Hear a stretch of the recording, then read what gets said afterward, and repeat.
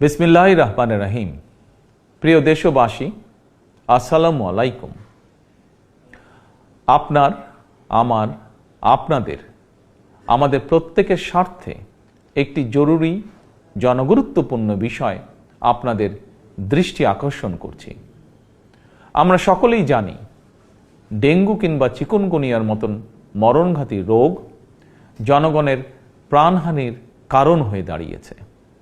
অথচ আমরা যদি সবাই সচেতন হই তাহলে ডেঙ্গু কিংবা চিকুনগুনিয়া থেকে নিজেদেরকে রক্ষা করতে পারি।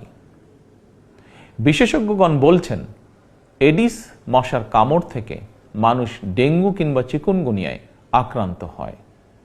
সুতরাং ডেঙ্গু থেকে রক্ষা পাওয়ার জন্য আগে থেকেই সকল প্রতিকারমূলক পদক্ষেপ গ্রহণ করা অত্যন্ত জরুরি। বর্ষা মৌসুম অর্থাৎ জুন থেকে অক্টোবর মাস পর্যন্ত এই সময়টিতে সাধারণত ডেঙ্গুর প্রকোপ সবচেয়ে বেশি থাকলেও জনস্বাস্থ্যবিদগণ বলছেন বর্তমানে ডেঙ্গু আক্রান্ত হওয়ার বিষয়টি নির্দিষ্ট কোনো মৌসুমে সীমাবদ্ধ নেই। সুতরাং যে কোনো সময় মানুষ ডেঙ্গু বা চিকুনগুনিয়ায় আক্রান্ত হওয়ার আশঙ্কা রয়েছে। বর্ষাকালে জমে থাকা পরিষ্কার পানিতে এডিস মশা জন্মায়। 3 দিন পানি জমে থাকলেই সেখানে মশা জন্মাতে পারে। কীটতত্ত্ববিদ এবং জনস্বাস্থ্য বিশেষজ্ঞগণ বলছেন মশার প্রজনন নিয়ন্ত্রণের জন্য ড্রেন, ডোবা, নর্দমার মতন যেসব জায়গায় পচা পানি জমে থাকার সুযোগ রয়েছে সেগুলো পরিষ্কার করে রাখাই সবচেয়ে কার্যকর উপায়।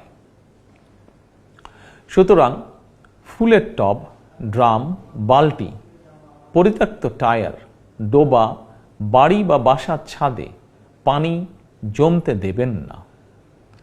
পানির ট্যাঙ্ক ঢেকে রাখা অত্যন্ত জরুরি। প্রতি সপ্তাহে কমপক্ষে একবার বাড়ির বা বাসার ভেতর এবং বাহির পরিষ্কার রাখুন।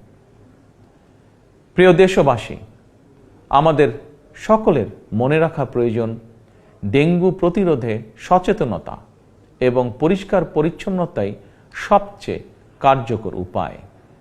এরই পরিপ্রেক্ষিতে আসন্ন বর্ষা মৌসুমের আগে থেকেই সরকার 14 মার্চ শনিবার থেকে প্রতি সপ্তাহে সারা দেশে পরিচ্ছন্নতা অভিযান শুরু করতে যাচ্ছে।